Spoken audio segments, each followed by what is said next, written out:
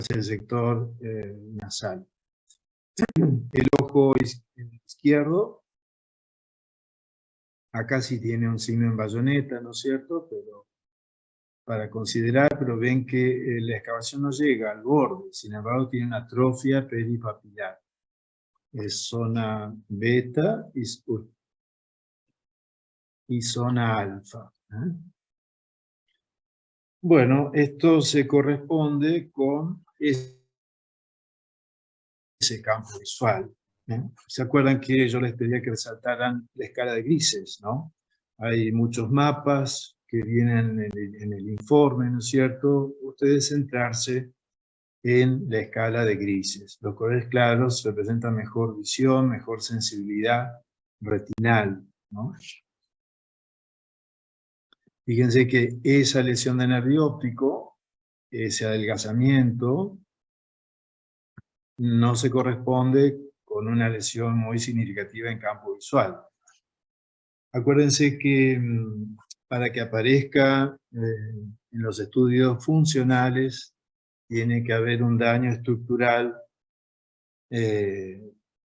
avanzado, más avanzado de lo que representa el daño funcional. Hay compensación de fibras en cuanto a sensibilidad, ¿no es cierto? Y entonces el campo visual, aparte de lo que es la parte subjetiva, lo que dice la persona, ¿no?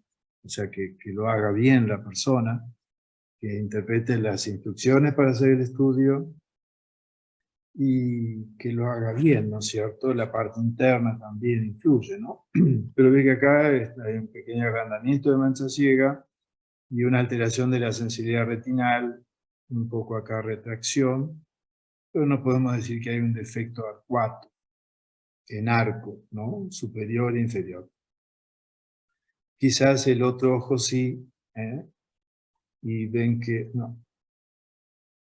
Y ven que los dos tienen un adelgazamiento acá y acá, ¿no es cierto? ¿No? Palidez, acá signo de bayoneta, dijimos, y esto sí se correlaciona con ese campo visual. Y el problema dice que hay progresión. Se le hace otro campo visual. Miren bien este campo visual y cómo progresa. Para hablar de progresión, bueno, siempre se piden dos campos visuales, ¿no es cierto? Pero, insisto, interpretar el contexto, ¿no es cierto? Son hallazgos propios de, o sea, lesiones perimétricas propias del glaucoma, ¿no? Entonces el aumento de mancha ciega y una retracción en arco, lesiones escotomatosas en arco superior e inferior.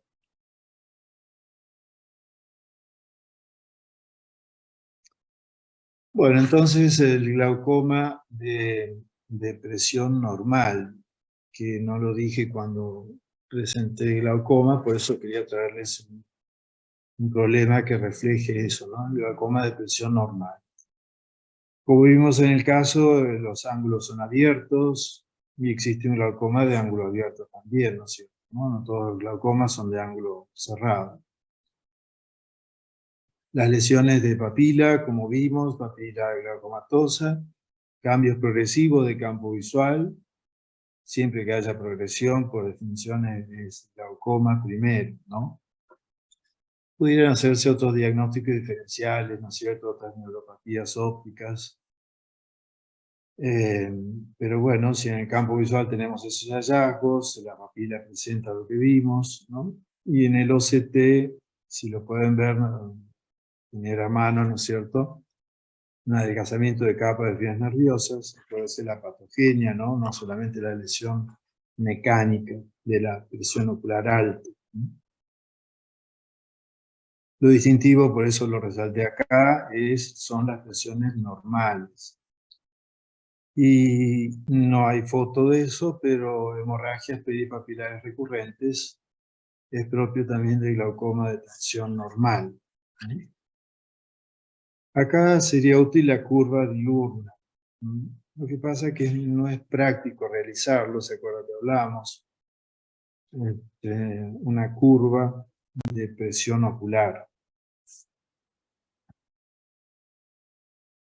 La patogénesis no es clara, ¿no es cierto? Pero es eminentemente vascular, ¿no es cierto? ¿No? Un vasoespasmo.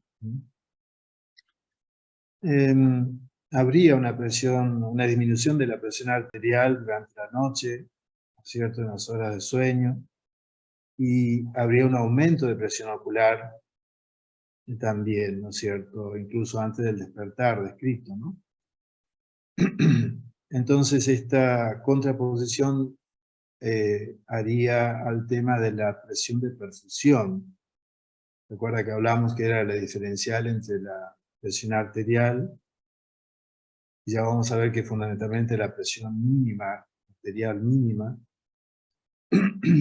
y el aumento de presión ocular que pudiera haber nocturno, ¿no es cierto?, en las horas de sueño. Entonces, una disminución de la presión de perfusión pudiera conllevar, ¿no es cierto?, este glaucoma de baja presión. El monitoreo también de presión arterial, ¿no?, para descartar hipotensión nocturna. En fin, apnea nocturna, podemos preguntar también.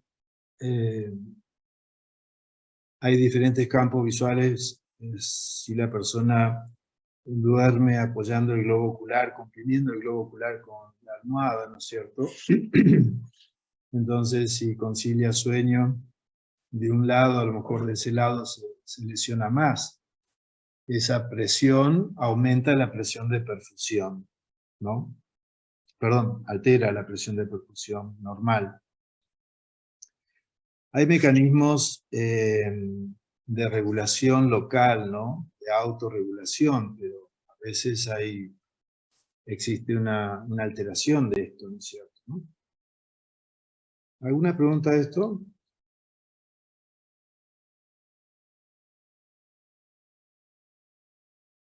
No, profe.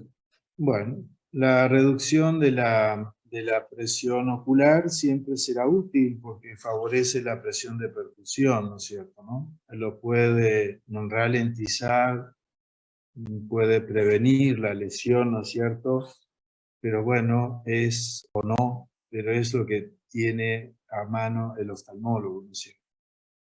Por eso, bueno, el tratamiento médico y la menor presión posible que se logre ocular también será un aporte, ¿no es cierto? Acá les traigo un artículo para glaucoma de ángulo abierto, ¿no es cierto? Pero en cuanto al tema de presión de perfusión, ¿no?, ocular. Entonces, en el glaucoma de tensión normal habría una desregulación vascular, esos mecanismos locales de autorregulación, ¿no? Y no pueden revelarse en reposo. Unas ideas que les rescato de este artículo. La presión diastólica es más importante para determinar la presión de perfusión.